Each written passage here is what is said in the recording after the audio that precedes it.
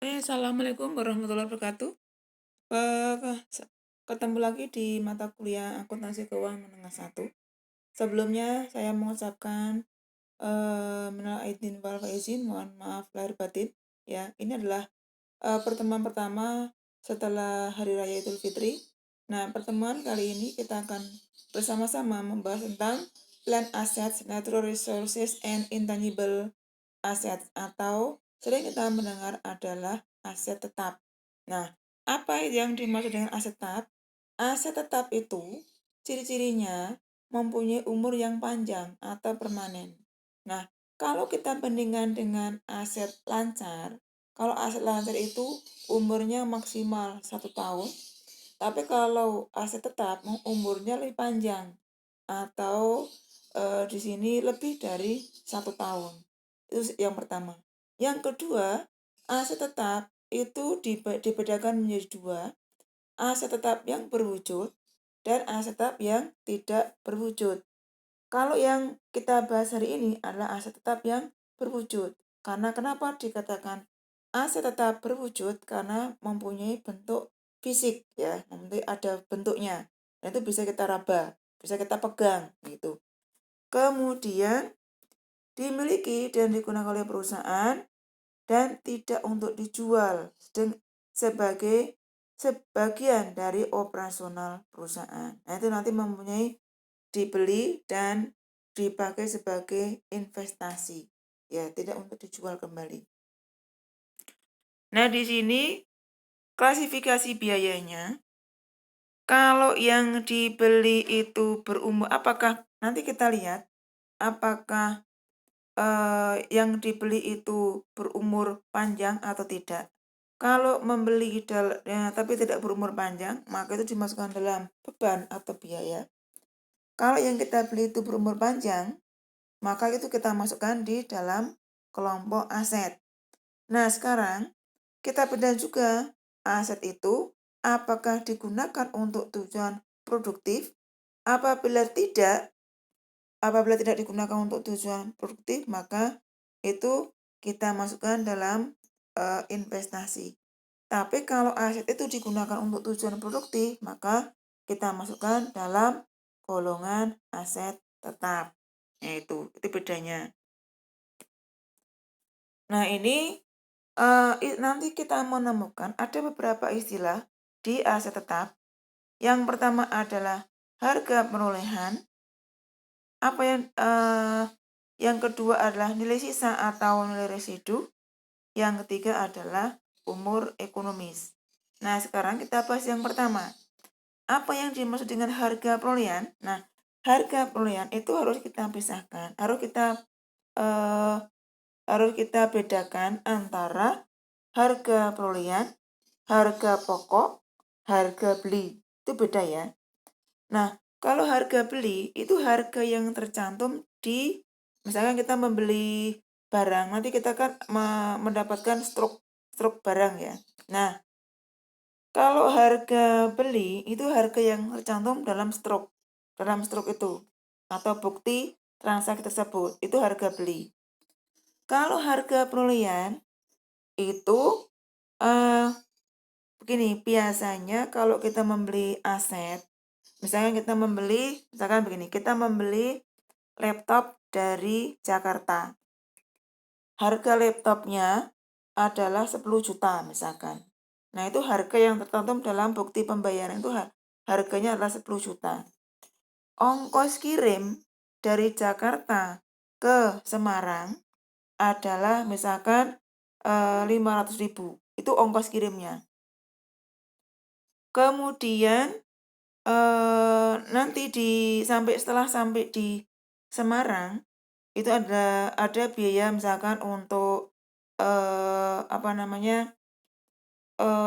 pasang-pasang ya. Itu biaya pemasangan itu sampai laptop itu bisa dipakai itu misalkan butuh biaya 100.000. Jadi yang dimaksud dengan biaya harga perolehan adalah harga beli ditambah dengan biaya-biaya yang menyertai sampai dengan aset tersebut bisa digunakan. Jadi kalau contoh tadi misalkan harga belinya adalah 10 juta, ongkos kirimnya 500.000, kemudian biaya-biaya sampai dengan laptop itu bisa digunakan adalah 100.000, maka harga yang dimaksud di sini adalah harga beli tadi 10 juta itu harga beli. Kemudian harga bulan adalah harga bulan sama dengan 10 juta ditambah dengan ongkos kirim 500.000 dengan ditambah lagi dengan biaya sampai dengan laptop itu bisa kita pakai 100.000, maka harga bulan adalah 10.600.000. Jadi harga bulan adalah harga beli ditambah dengan biaya-biaya yang menyertai sampai dengan aset tersebut bisa kita manfaatkan. Itu harga bulan ya. Jadi beda dengan harga beli. Kemudian ada istilah yang kedua adalah nilai sisa atau nilai residu. Itu adalah nilai pada saat aset itu sudah tidak bisa nilai aset setelah umur ekonomisnya sudah habis. Misalkan begini, tadi laptop itu tadi harga belinya 10 juta dengan biaya-biaya menyertai sebanyak 600.000 ya. Jadi harga belinya adalah 10.600.000 misalkan.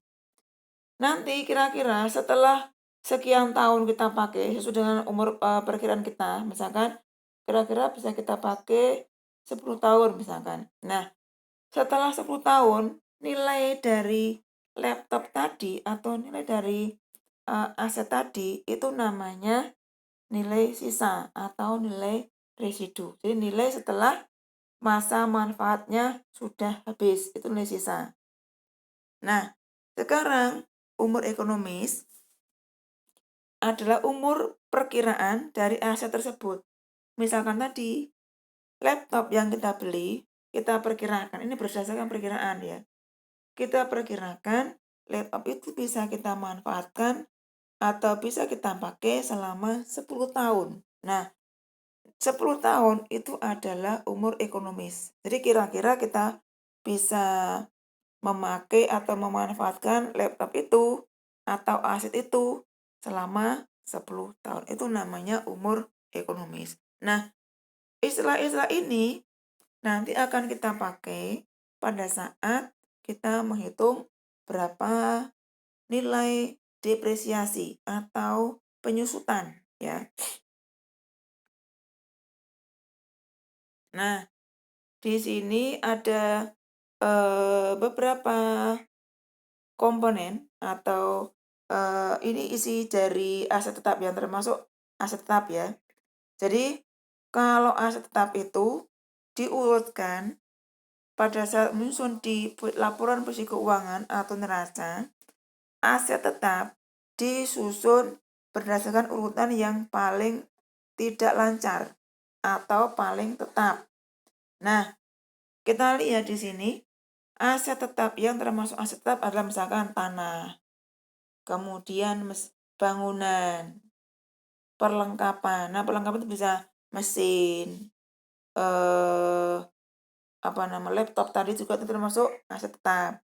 Nah, pada saat kita menyusun di neraca atau posisi keuangan, aset tetap itu diurutkan dari yang paling tidak lancar. Dalam ini adalah yang pertama, yang paling tidak lancar adalah, maksudnya paling terlancar itu tidak lancar berubah menjadi uang kas. Nah, yang paling tidak lancar adalah tanah. Ya, maka tanah itu diurutkan yang nomor 1. Nah, kemudian baru nanti berikutnya adalah bangunan, perlengkapan, mesin, dan sebagainya. Itu urutan setelahnya. Jadi setelah tanah. Nah, kemudian pada saat karena aset tetap itu bisa kita nikmati atau bisa kita manfaatkan lebih dari setahun, maka nanti harus didepresiasi. Nah, pada saat menyusun di neraca atau laporan posisi keuangan, itu sebesar harga perolehan. Tadi sudah kita bahas bahwa harga perolehan adalah harga beli ditambah dengan biaya-biaya yang menyertai sampai dengan aset itu bisa kita manfaatkan. Itu jadi nanti yang kita cantumkan di neraca adalah sebesar harga perolehan. Kemudian setelah harga perolehan, karena aset itu kita nikmati lebih dari setahun, maka harus disusutkan atau istilahnya adalah didepresiasi.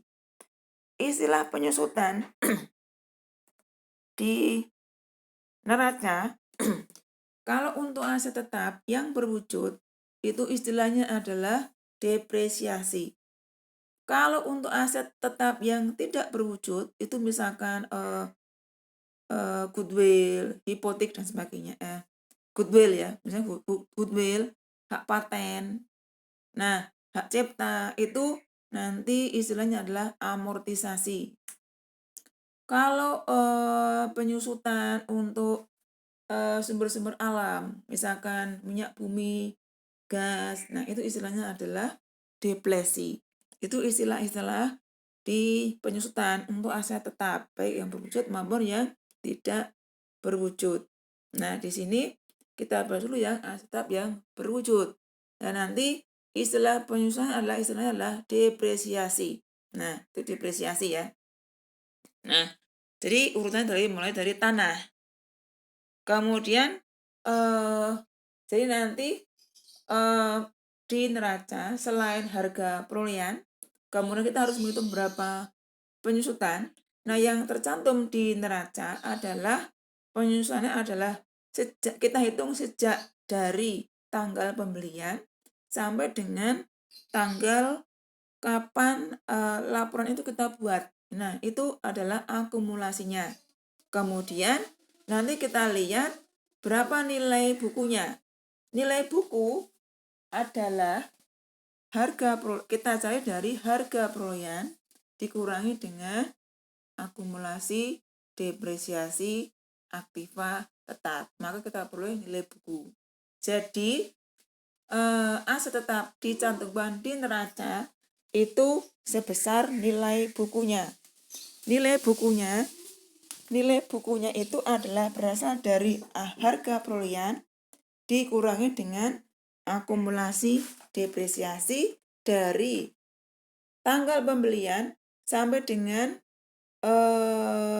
tanggal kapan laporan itu dibuat atau disusun. Nah, itu kalau tanah ya, seperti tadi ada serta berupa tanah. Nah, ini di sini ada kita harus mencari berapa harga belinya. Kemudian tadi biaya-biaya menyertai ada bisa biaya, kalau misalnya kita beli tanah kan ada biaya pajak dan sebagainya ya. Jadi itu harus kita masukkan dalam komponen harga perolehan dari aset tersebut.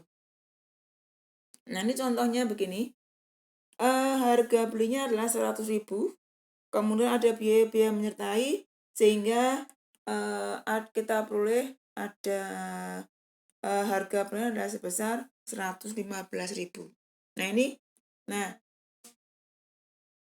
di sini harga beli 100.000, kemudian ada biaya-biaya menyertai sebesar 15.000. Jadi harga perolehan dari tanah adalah 115.000. Maka pada saat membuat jurnalnya, maka kalau kita membeli secara tunai, karena membeli tanah, maka tanah bertambah. Tanah itu termasuk aset bertambah di sebelah debit. Jadi tanah bertambah, kemudian kalau kita membeli secara tunai, maka tanah pada kas sebesar $115.000. Nah, kalau pembelian itu masih berupa hutang, maka jurnalnya tanah pada hutang sebesar $115.000. Nah, itu kalau misalkan ya membeli tanah.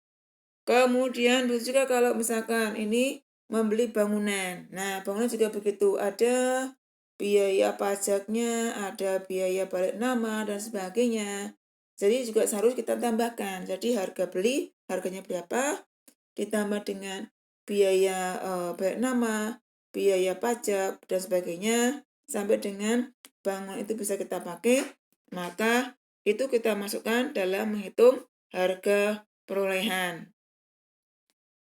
Nah, kalau misalkan bangunan, kalau kita membeli juga sama. Jadi bangunan pada kas atau hutang sebesar harga perolehan tadi. Kemudian perlengkapan juga begitu. Perlengkapan harus kita hitung, harus kita rinci berapa harga beli. Kemudian ada pajak penjualannya. Nah, kalau ada syarat pembayaran berarti harus syarat penjualan, syarat penyerahan barang juga itu harus mempengaruhi juga ya. Jadi ada apakah free on board shipping point, apakah free on board ada dua syarat penyerahan barang ya. Jadi harus kita bedakan. Jadi di situ nanti semuanya menambah jumlah harga perolehan. Nah, cara menjualnya juga sama, yaitu perlengkapan pada kas atau hutang sebesar harga perolehan. Nah, di sini contoh, misalkan harga belinya 50.000, kemudian biaya-biaya menyertai sebesar 4.500. Jadi harga perolehan dari mesin tersebut adalah menjadi 54.500, maka jurnalnya adalah mesin pada kas atau hutang sebesar 54.500, bukan sebesar 50.000. Jadi ini biaya-biaya menyertai itu langsung kita masukkan ke harga perolehan ya. Jadi pada saat mencatat jurnal itu aset itu kita catat sebesar harga perolehan, yaitu harga beli ditambah dengan biaya-biaya yang menyertai sampai dengan aset itu bisa kita manfaatkan. Nah, tugas kali ini adalah kalian kan tadi sudah mendengarkan penjelasan dari saya ya. Jadi dari awal sampai akhir bahwa aset itu harus kita bedakan antara aset tetap yang berwujud, aset tetap yang tidak berwujud. Nah, untuk pertemuan kali ini adalah kita membahas tentang aset tetap berwujud. Nah, jadi di situ ada beberapa istilah, kemudian bagaimana cara menghitungnya sudah saya jelaskan. Nah, tugas kalian kali ini adalah Anda meringkas apa yang sudah Bu Suci sampaikan tadi, kemudian ditulis tangan dan tugas itu dikirim ke di Siakat dalam forum Siakat kolom komentar maksimal 30 menit setelah presensi ya. Jadi segera dikirimkan, apabila terlambat maka tugas tidak diterima. Terima kasih. Assalamualaikum warahmatullahi wabarakatuh.